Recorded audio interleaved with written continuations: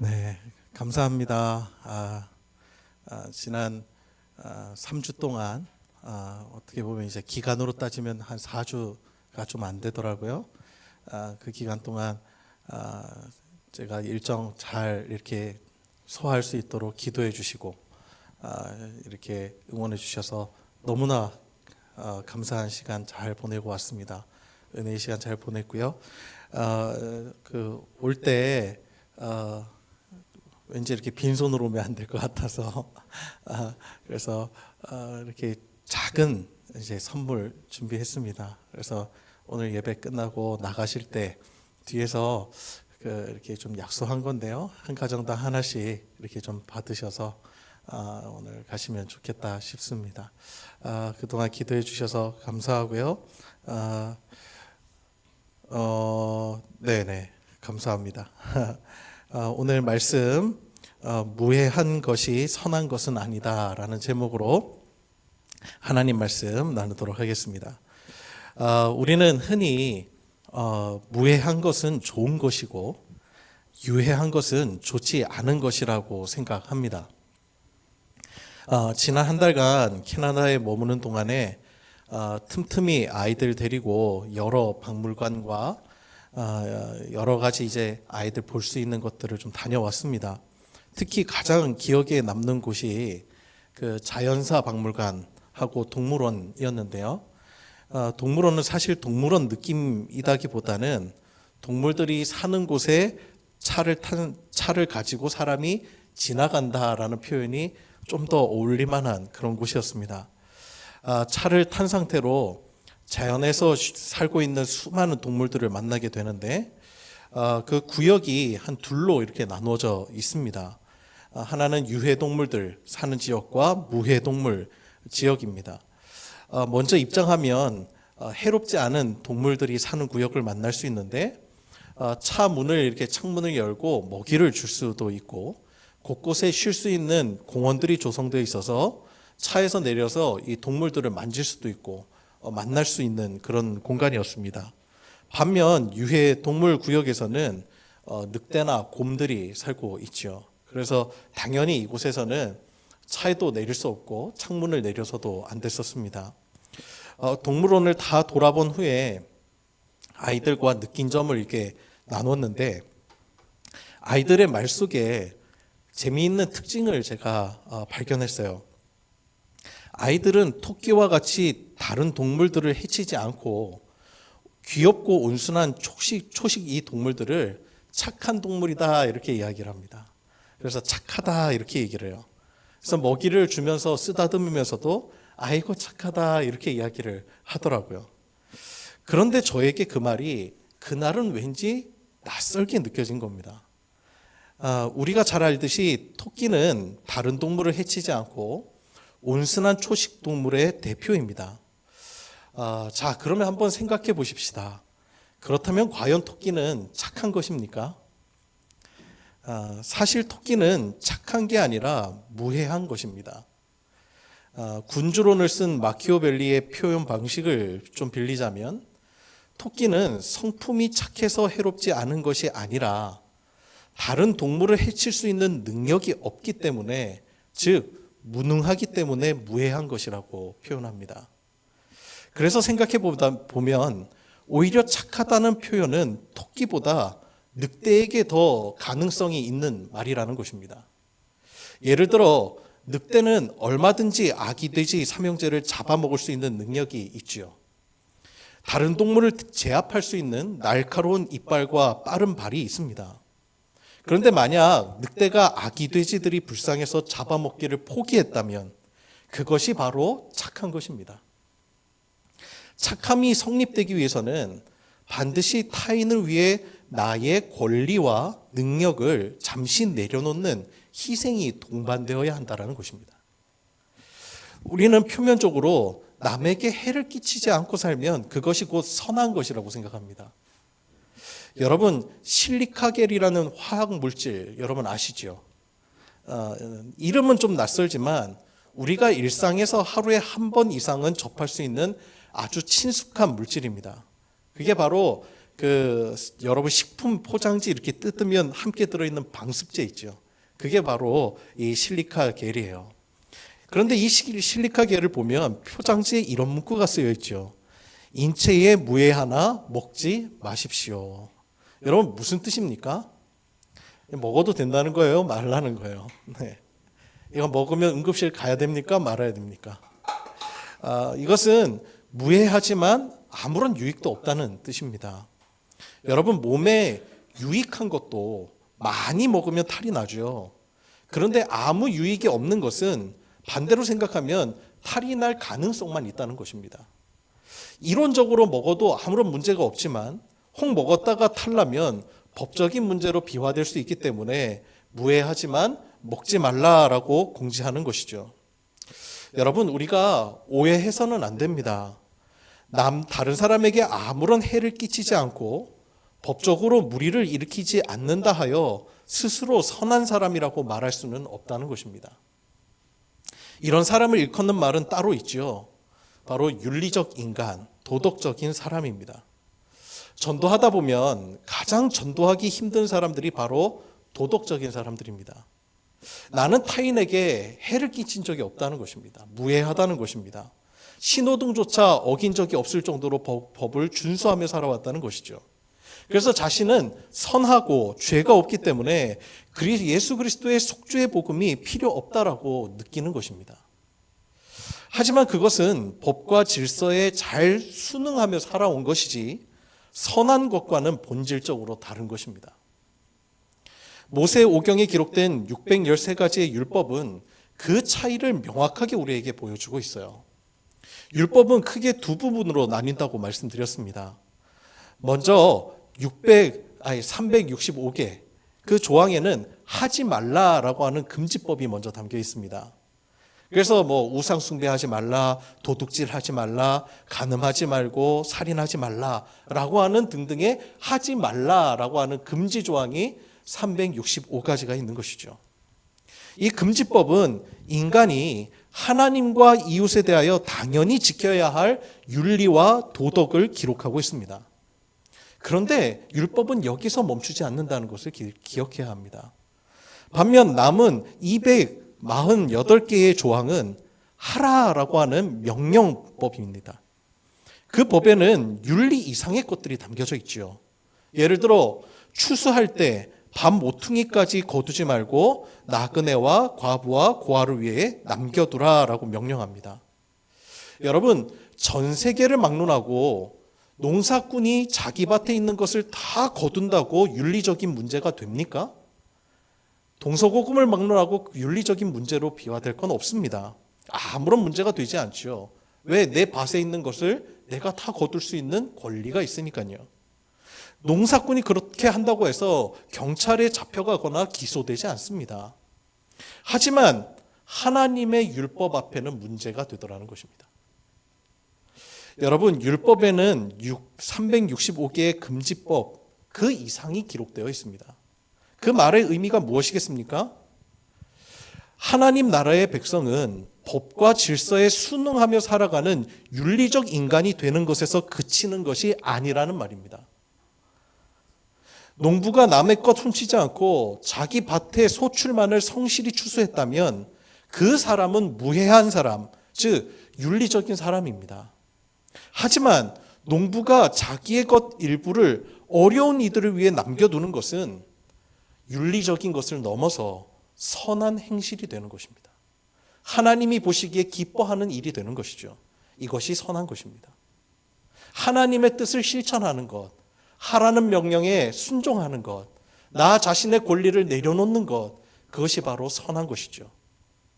하나님의 백성은 그저 무해한 사람으로 살아가는 데 있지 않습니다. 그리스도인은 지극히 선한 것을 추구하고 바라며 살아가는 사람들이에요. 부자와 나사로의 이야기에서 부자가 지옥에 가게 된 이유가 무엇이었지요? 무엇이었습니까? 그가 남의 것을 착복해서 자기의 곳간을 채웠나요?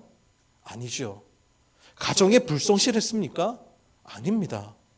윤리적으로는 아무런 문제가 없었습니다. 문제는 자신의 집 앞에 굶어 죽어가는 나사로를 그저 알면서도 방치한 것입니다.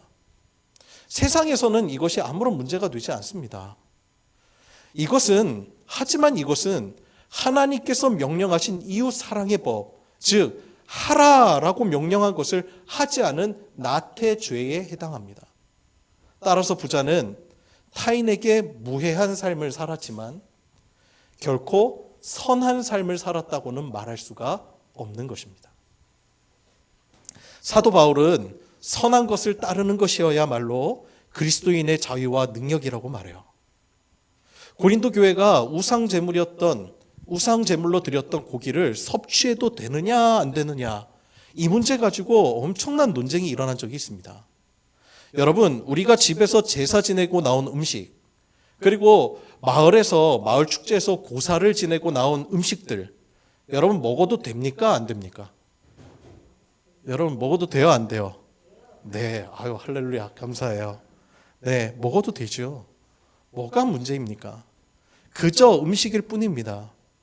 그 음식을 먹지 못하는 이유는 그것을 음식이라고 보지 못하고 우상 숭배자들의 믿음에 영향을 받고 있기 때문이에요.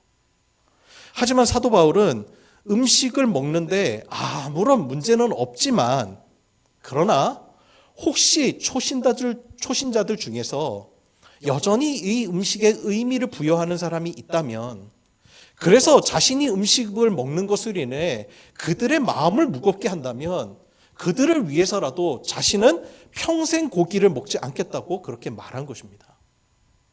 권리가 있어요. 고기 먹을 권리 있습니다. 그러나 사도 바울에게는 권리보다 더 중요한 것이 있었어요. 그것은 바로 하나님 아버지의 마음으로, 사랑으로 이웃을 바라보는 마음이었습니다. 한 사람을 위해서 자기의 권리를 포기할 수 있는 것, 이것이 바로 그리스도인의 자유예요. 죄에 묶여있는 사람은 결코 이 자유를 누리지 못합니다. 내 권리를 포기하지 못합니다.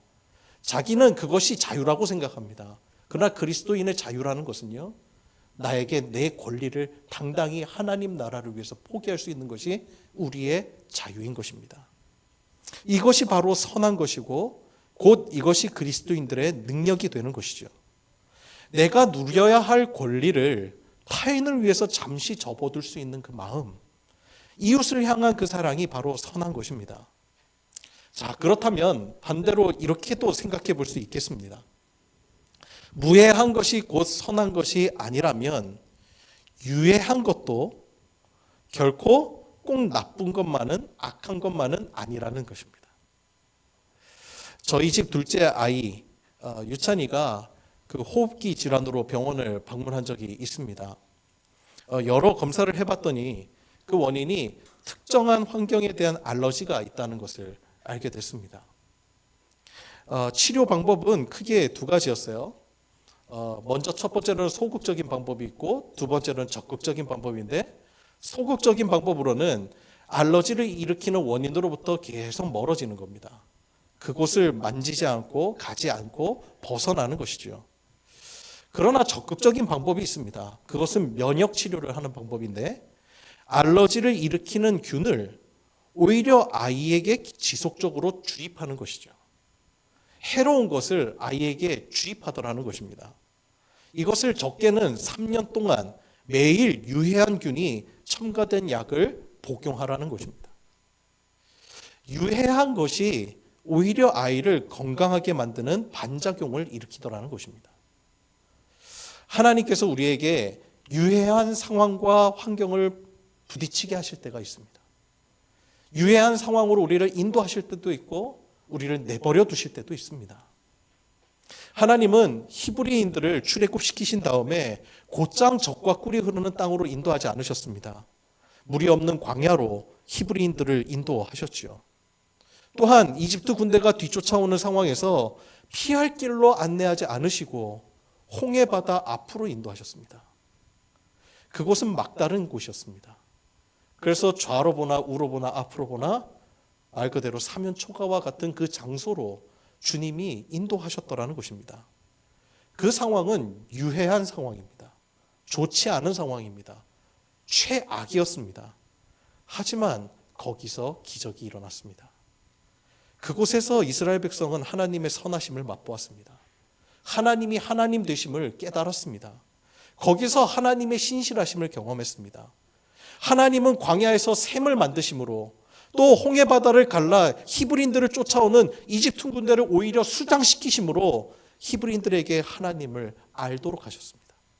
그분이 얼마나 선하신 분이신지, 그분이 얼마나 신실하신 분이신지, 그분이 얼마나 우리를 돌보고 계시고 우리에 대한 사랑이 얼마나 크신지 그것을 하나님이 보게 하시더라는 것입니다. 우리의 눈에는 유해하지만 하나님께서 유해한 상황으로 인도하시는 이유가 있습니다. 하나님께서 우리가 보기엔 유해하지만 꼭 유해한 것이 악한 것은 아니라는 말입니다. 따라서 여러분, 우리가 배우게 되는 것은 이것입니다. 선과 악은 무해하냐 유해하냐에 달린 것이 아니라 하나님께 달린 것이라는 겁니다. 하나님이 인도하시는 길은 유해해 보여도 선한 길인 것입니다. 그 진리를 깨달았던 다윗이 시편 23편에서 뭐라고 찬양하지요? 이렇게 고백합니다. 내가 사망의 음침한 골짜기를 다닐지라도 해를 두려워하지 않을 것은 주께서 나와 항상 함께 하십니다. 여러분, 사망의 음침한 골짜기는 어떤 것이지요? 여기에서 음침함이라고 하는 그 단어의 원어가 짤마웨트라고 말씀드렸습니다. 짤마웨트는요, 그저 어두운 상황이 아니라 아무것도 보이지 않는 상황입니다. 빛이 하나도 들어오지 않는 방에 불을 끄면 어떻게 되죠? 마치 내가 눈이 없어지는 사람처럼 빛 하나 볼 수 없는 방에서는요, 바로 내 코앞에 무엇이 다가와도 무엇인지 알 수 없습니다. 그 사망의 음침한 골짜기는요, 언제나 나를 위협할 요소들로 가득 차 있는 곳입니다. 그럼에도 피할 곳이 없습니다. 그럼에도 불구하고 다윗은 그곳에서 두려워하지 않는다고 합니다. 왜 그렇습니까? 그에게 있어서의 유해하냐 무해하냐의 환경은, 무해하냐 유해하냐의 기준은 환경에 달린 것이 아니라 지금 하나님과 내가 함께 있느냐, 그것이 그에게 무해하냐 유해하냐의 기준이었기 때문이에요. 그리스도인의 삶은 바로 그런 것이죠. 그래서 그리스도인들의 기도는 세상과 다릅니다. 세상은 무탈한 것이 기도의 제목이죠. 무탈한 것이 행복이라고 이야기를 합니다. 하지만 그리스도인의 기도는 상황에 초점이 맞춰져 있지 않습니다. 진짜 신실한 자의 기도는 하나님을 구합니다. 하나님, 저와 함께하여 주옵소서. 하나님을 구하는 거죠. 하나님이 함께 하심이 가장 좋은 것이기 때문입니다. 그래서 우리의 믿음의 조상들은 항상 이렇게 고백했습니다. 우리 감리교회 창시자이신 존 웨슬리 목사님은 하나님이 우리와 함께 계심이 가장 좋은 것이라고 말했습니다. 여러분, 그의 고백이 공감되십니까? 그러면 여러분은 지금 하나님과 동행하고 있는 자입니다. 오늘 본문은 예수님께서 제자들을 세상으로 파송하시는 장면을 기록하고 있습니다. 지금 제자들 앞에 펼쳐질 길은 유해합니다. 얼마나 위험한지 예수님께서는 이제 제자들이 마주할 세상에 대해서 이렇게 설명하세요. 오늘 본문 상반절을 보겠습니다. 제가 읽어드릴게요. 보라, 내가 너희를 보냄이 양을 이리 가운데로 보냄과 같도다. 제자들이 앞으로 마주할 세상의 모습이었습니다. 그리고 이것은요, 오늘날 우리가 마주하는 삶의 모습이기도 합니다. 그리스도인으로서 살아가는 삶은 결코 낭만적이지 않습니다. 그래서 주님은 제자들에게 이렇게 말씀하십니다. 오늘 본문 하반절을 보시겠습니다. 그러므로 너희는 뱀같이 지혜롭고 비둘기같이 순결하라. 많은 성도들이 이 말씀을 이리 때가 기다리고 있는 세상에서 어떻게 처신해야 할지를 교훈하는 말씀으로 이해하고 있습니다. 그래서 뱀같이 지혜롭고 비둘기같이 순결하여 자신을 잘 지켜야 한다고 생각합니다. 수많은 이리 속에서도 지혜를 가지고 물어뜯김을 잘 피하고 면해야 하겠다고 생각합니다. 그러나 여러분, 이 말씀은 오히려 그와 정반대의 말씀입니다. 예수님은 먼저 제자들에게 뱀같이 지혜롭게 행동하라고 말씀하시죠. 많은 성도들이 이 말씀을 특히나 오해합니다. 뱀은 우리에게 있어서 느낌이 다소 부정적인 느낌이 먼저 듭니다. 그래서 뱀은 우리의 이미지로는 흔히 간교하고 약삭 빠르다고 생각하기 때문에 예수님의 이 말씀을 마치 뱀처럼 눈치 빠르게 행동할 것을 요청한 말씀으로 오인합니다. 혹은 지피지기로 해석하기도 하죠. 세상이 뱀처럼 유혹하며 다가올 터인데 아담과 하와를 무너뜨린 뱀의 유혹에 넘어가지 말고 오히려 뱀처럼 생각해서 뱀의 유혹을 넘어서라 라고 해석하는 사람들도 있습니다. 우리가 마치 곰 같은 사람에게 여우같이 될 것을 조언하는 말과 비슷한 거죠. 그러나 이것은 유대 사회에서 뱀이 어떤 상징인지 그 배경을 알지 못해 벌어진 자신만의 해석입니다. 뱀은 사실 간교함의 상징이기도 하지만 실제로는 지혜의 상징이기도 했습니다. 속담에 쓰여질 정도였어요. 예수님 당시 유대인들이 다른 모든 동물보다 뱀이 가장 지혜롭다고 생각했던 것은 다름이 아니라 뱀의 혀가 2개였기 때문이라고 이야기합니다. 물론 구조적으로는요, 해부학적으로 뱀의 혀는 하나입니다. 끝이 갈라져서 2개처럼 보일 뿐이죠. 그런데 고대 유대인들은 혀가 하나일 때보다 혀가 2개일 때 훨씬 말을 지혜롭게 잘할 것이라고 생각했습니다. 그래서 예수님 시대의 유대인들은 혀가 하나뿐인 다른 동물들보다 혀가 2개인 뱀이 가장 지혜로울 것이라고 생각했던 것이죠. 뱀에 대한 이러한 유대인들의 생각은 창세기 3장 1절에도 기록되어 있죠. 제가 읽어드릴게요. 그런데 뱀은 여호와 하나님이 지으신 들 짐승 중에 가장 간교하니라. 뱀이 여자에게 물어 이르되 하나님이 참으로 너희에게 동산 모든 나무의 열매를 먹지 말라 하시더냐. 아마 이 말씀에 영향이 있을 거예요. 그런데요, 이 창세기 3장 1절에 들어는 기록된 모든 짐승들 중에 가장 간교하니라 라고 하는 이 원어, 히브리어 원어는 아룸이라고 하는 단어입니다. 그런데 원래 이 아룸의 원래 의미는 지혜롭다라고 하는 뜻입니다. 그래서 헬라 시대 때 히브리어에서 이제 헬라어로 번역했던 70인역 그 성경을 보면 이 창세기 3장 1절의 히브리어 아룸을 헬라어로 번역하는 과정에서 프로니모 타토스라고 번역합니다. 그리고 오늘 본문에 예수님께서 뱀처럼 지혜로워라 라고 하는 단어와 똑같은 단어입니다.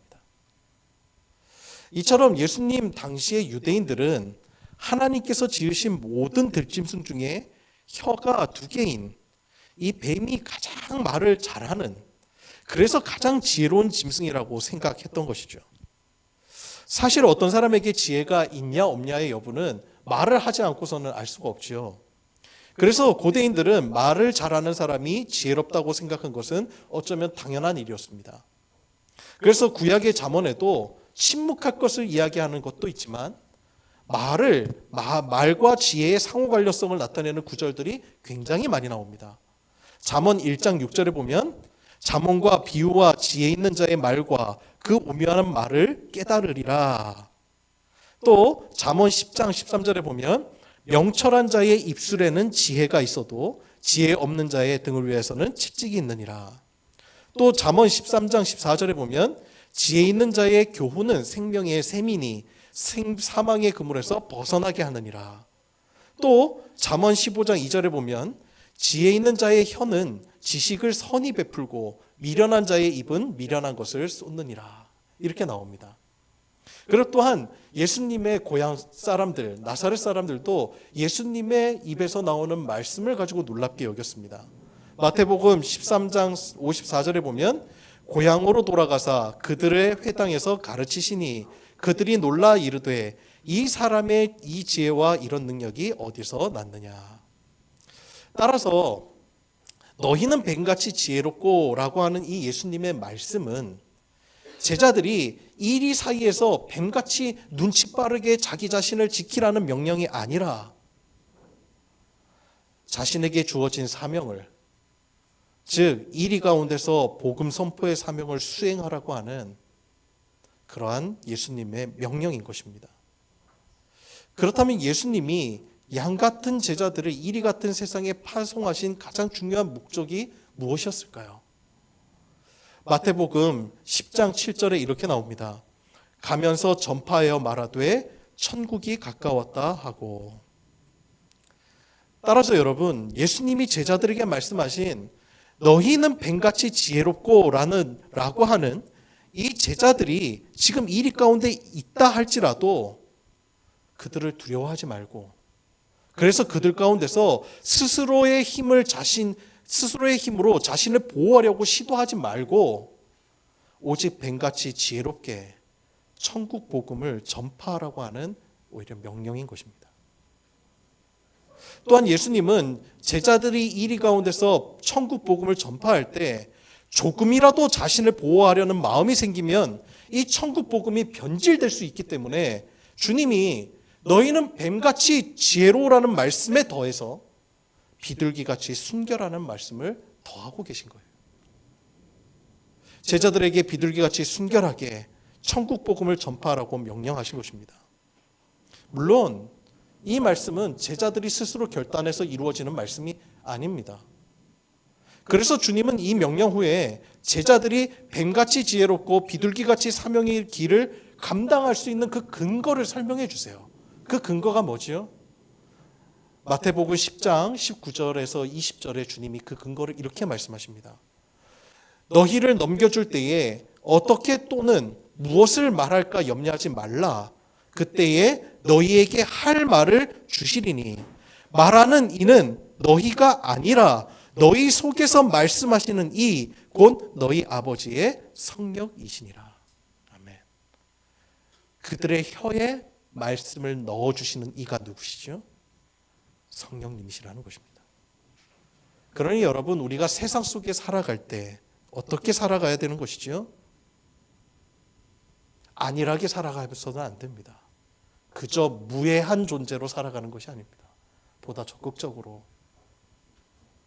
결국 예수님이 제자들에게 하신 너희는 뱀같이 지혜롭고 비둘기같이 순결하라는 말씀은 스스로의 힘으로 자신을 지키려고 무엇을 할까 염려하지 말고 철저하게 성령님의 인도하심을 받으라고 하는 명령인 것입니다. 여러분, 오늘날 주님의 이 명령은 매우 급박하게 다가옵니다. 어느 순간 한국교회는 힘을 잃어가고 있습니다. 복음의 능력을 상실하고 있습니다. 왜 그렇습니까? 이 복음과 사명이 미화되고 있기 때문입니다. 이 말씀이 미화되고 있기 때문입니다. 그저 복음을 윤리적인 사람을 교훈하는 말씀으로 약화시켜 버렸습니다. 토끼같이 무능하고 무해한 성도로 전락하였습니다. 그것이 복음인 것으로 착각하기에 이르렀습니다. 그래서 하지 말라라고 하는 명령에는 엄청 민감합니다. 하지만 하라라고 하는 명령에는 무감각한 바리새인들이 넘쳐납니다. 예수님은 세상을 이기는 믿음이라고 말씀하셨지만 세상 속에서 겨우 버텨내고 넘어지기를 반복하는 모습이 우리의 모습이 되어버렸습니다. 예수님은 제자들에게 이리를 피할 방법을 가르치신 것이 아닙니다. 이리 가운데서 물어뜯기더라도 하나님 나라의 지혜와 복음 전파의 사명과 순결함을 잃지 말 것을 우리에게 주문하신 것입니다. 예수님을 따르는 길은 요행을 따라 세상 속에서 눈치껏 살아가는 삶이 아닙니다. 십자가를 각오해야 하는 길입니다. 하나님을 부정하고 인간의 이성과 지식만이 진리라고 믿는 오늘날 우리의 시대입니다. 전 세계가 지금 끊임없이 전쟁에 휘말리고 있습니다. 그렇게 지혜롭다고 하는 인간, 스스로 하나님이라고 생각하는 인간, 그래서 우리의 지식으로 한계에 부딪혔으면서도 그러면서도 우리가 생각하기에 하나님이 없다고 말하는 이 시대, 사람이 최고라고 말하는 인본주의자들이지만 인간의 생명은 무참히 무기 앞에서 짓밟히는 그런 시대입니다.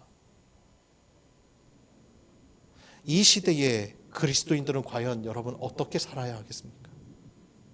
예수님 말씀하십니다. 28절과 29절에 이렇게 나옵니다. 몸은 죽어도 영혼은 능히 죽이지 못하는 자들을 두려워하지 말고 오직 몸과 영혼을 능히 지옥에 멸하실 수 있는 이를 두려워하라. 참새 2마리가 한 아사리온에 팔리지 않느냐. 그러나 너희 아버지께서 허락하지 아니하시면 그 하나도 땅에 떨어지지 아니하리라.